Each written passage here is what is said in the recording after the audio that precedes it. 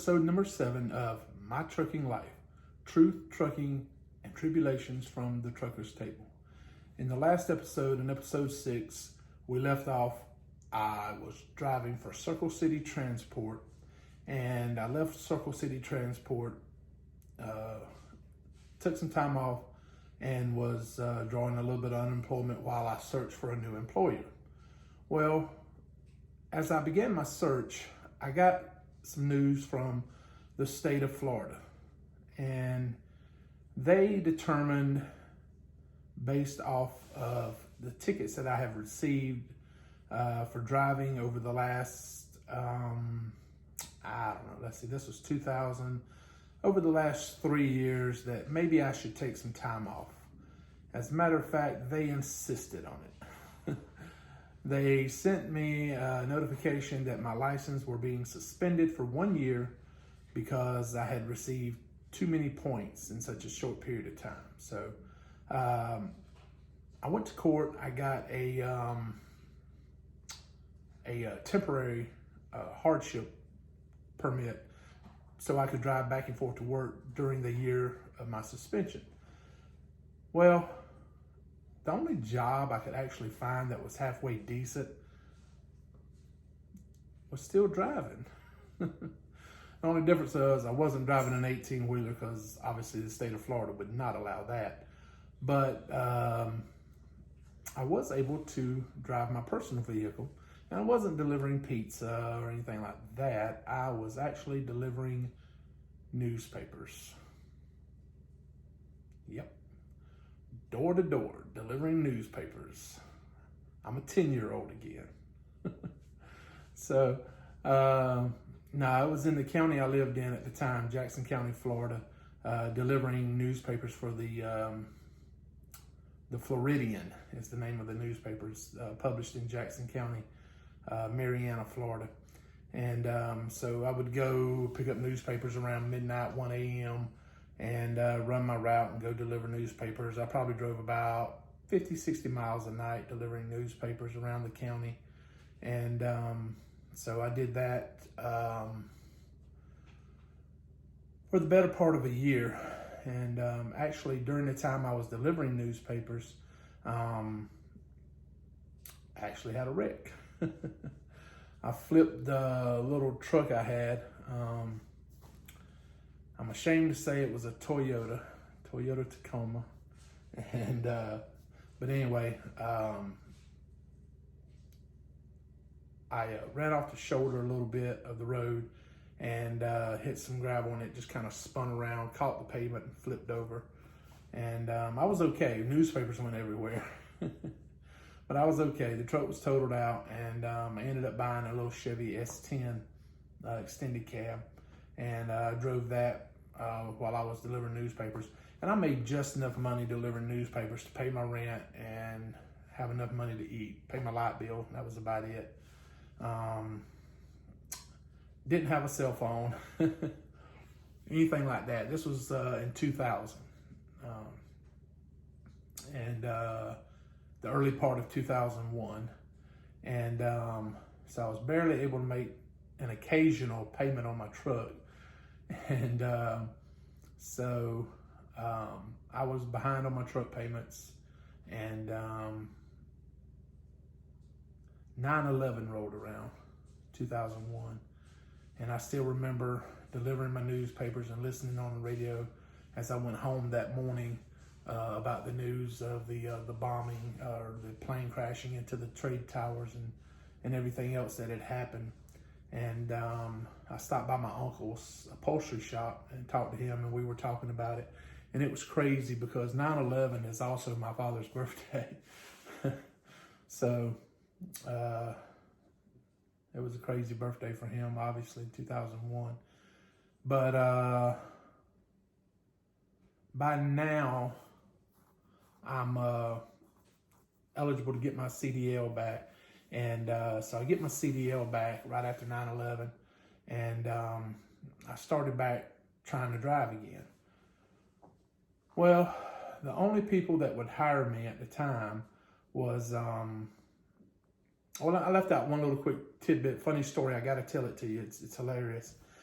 like I said, I was behind on my truck payments, and my uncle, who was in one of my previous videos here, he was doing great. He was out in Dallas. He was doing really good out there, and him and his wife, to see me there in Marianna on their way through. They were on their way down to Immokalee, Florida to get some tomatoes, and he stopped by and saw me. And I was on the run from the repo man. Yep, they were trying to come repo my truck, and I kept dodging them and everything. And one night, I was asleep, I lived in a little single wide trailer in a trailer park, and I heard a truck outside running, and I said, what the? I run out the door, and it's the repo man trying to hook to my truck and go. Well, I jump in the little S10, and I start revving up the engine, running it reverse forward, back and forth, rocking the truck.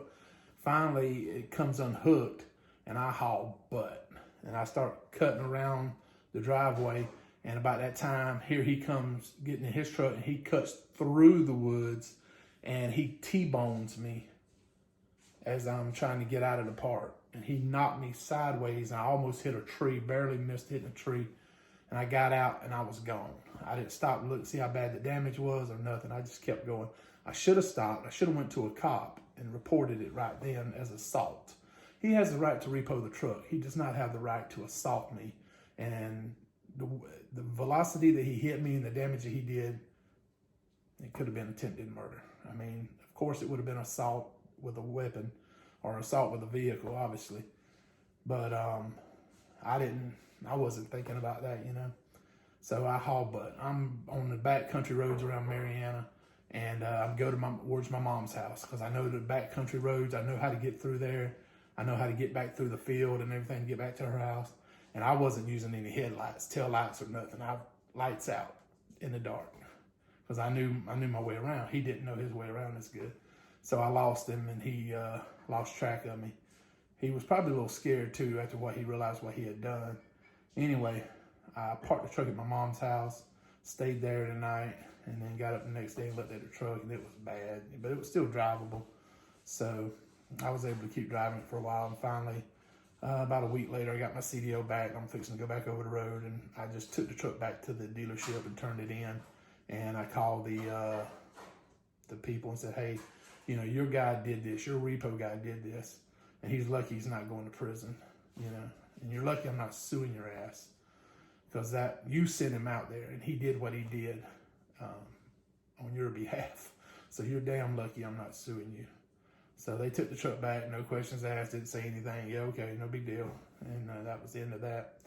Anyway, I got another job truck driving, and it was with an outlaw.